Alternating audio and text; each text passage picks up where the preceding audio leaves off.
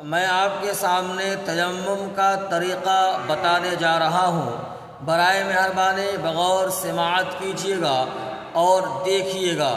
جب ہم تیمم کرنے کا ارادہ کریں تو سب سے پہلے اس بات کی نیت کریں کہ میں یہ تیمم کیوں کر رہا ہوں۔ آیا میں ناپاک ہوں تو پاکی حاصل کرنا چاہتا ہوں، یا پھر مجھے وضو کرنے کے لیے پانی نہیں مل رہا ہے، میں عبادت کرنے کے لیے تیمم کر رہا ہوں۔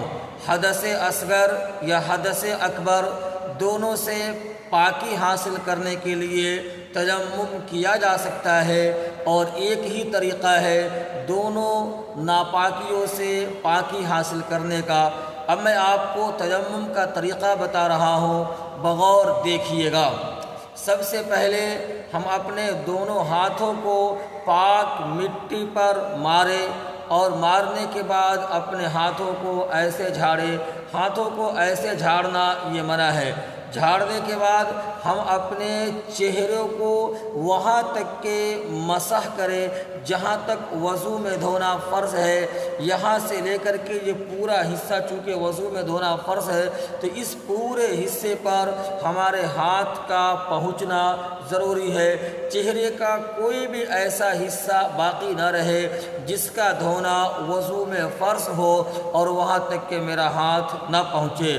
آپ یہ جو حصہ دیکھ رہے ہیں اس پر بھی، یا پھر لبوں کے نیچے والا حصہ، یا پھر آنکھ کا حصہ، ان سارے جگہوں پر ہمارے لیے ہاتھ کا پہنچانا ضروری ہے۔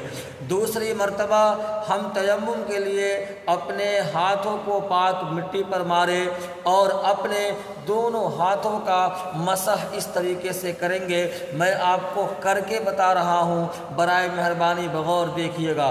میں اپنے ہاتھوں کو یوں رکھوں گا اور اس کو گھسیٹتے ہوئے نیچے لائیں گے، اور یہاں تک کہ لانے کے بعد پھر اپنے ہاتھ کو میں اوپر لے جاؤں گا۔ یہ میرے داہنے ہاتھ کا تیمم ہو گیا۔ اب پھر میں اسی طریقے سے اپنے بائیں ہاتھ کا بھی تیمم کروں گا، اور یہ کہنیوں سمیت میں اپنے ہاتھوں کو پھر اوپر لے جاؤں گا۔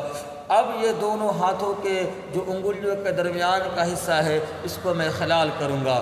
تو تیمم میں چہرے کا مسح کیا جاتا ہے اور دونوں ہاتھوں کا کہنیوں سمیت مسح کیا جاتا ہے۔ یہ ہے تیمم کا طریقہ۔